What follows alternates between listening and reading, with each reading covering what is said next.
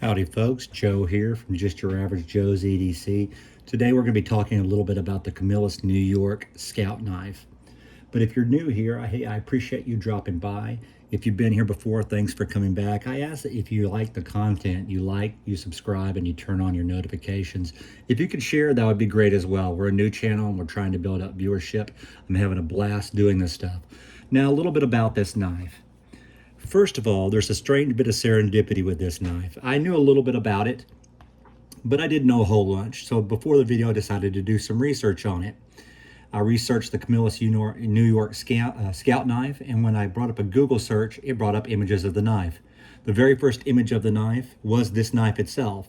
Not one like it, this very one, because I had actually listed this knife on eBay, and my eBay image was the very first one listed in the Google search. I don't know if that's a strange sort of serendipity or coincidence, but I found it kind of funny. Now, this knife was built in Cammilus, New York, and it was made all the way from 1946 to 2007 when the Cammilus NY Knife Company quit production. They were bought out by Taylor Brands. I do not know what has become of them today. Now, this is an earlier version of the knife. I'm not for sure the exact age of it. I would guess it's probably pre-1960. It does feature the actual bone handles, and you can see that they are jigged, but they've been worn largely smooth. You can see that on this side as well. It also has the old-fashioned can opener. It's got your screwdriver and cap lifter. It's got an awl here. It's got the bail here. And it has the spear point blade. Now, this spear point blade has been heavily sharpened. Let me pull it up so you can see the tang stamp there. There you go. This spear point blade has been heavily sharpened. It's sharpened to almost a kind of a scythe. And there's really not much you can do about that. You take this down too much more, you got yourself a needle. I really don't want to do that. Now, I bought this at an estate sale, and I decided, you can hear a snap. It's still got a good walk and talk on it. I bought this at an estate sale, and I decided it was going to need quite a bit of cleaning simply because I could not get most of it open when I was there at the estate sale. I was just assuming that it was either a Colonial or a Cammilus or something like that, possibly an Imperial. And then I was just going to clean it up and see what we had there. Now, I soaked it in some mineral oil for about 24 hours, and I was able to get it open pretty easily. After working on it some, I found that since it was carbon steel blades, I could only reach a certain level of shine. Now, you go a little bit further than this with some sandpaper or something, you can definitely shine it higher, but you do run the risk of making the blade too thin. I recently had that problem on a a Ranger pocket knife that I own, where I had actually had a heavily rusted blade, and I thinned it out and everything, and it looks good, but I found you can only cut the thinnest of items with it. If you try to cut like a zip tie or something like that, you end up bending the blade. Since this one was already pretty darn thin from age and use, I really didn't want to go any further. I left it as it is.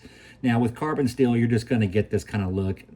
You know, it's a kind of a cool look. It's a patina, but it's never going to be super shiny unless you just really fool around with it and take it down to paper thin. I have no interest in making this knife non-functional.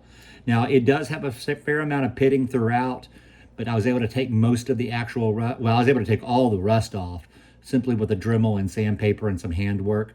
But, you know, the pitting is going to remain. That just kind of is what it is. The bail's in good shape. It's never come off.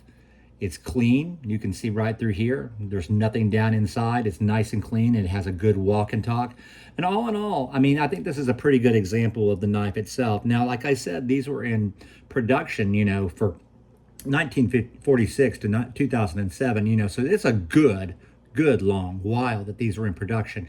They were mainly for scouts or GIs, things like that. Now, I'd imagine that over time that Swiss Army knives and Leathermans and things of that nature, multi-tools, eventually sort of would have spelled the death for these no matter what. But it is an excellent example of like an American historic knife. It's got, you know, it's got some iconic features to it. It's something that you could expect to see a kid carrying like in the 50s or 60s. I could see, you know, Ralphie asking for one of these for Christmas in A Christmas Story and actually getting it and maybe not poking his eye out with it.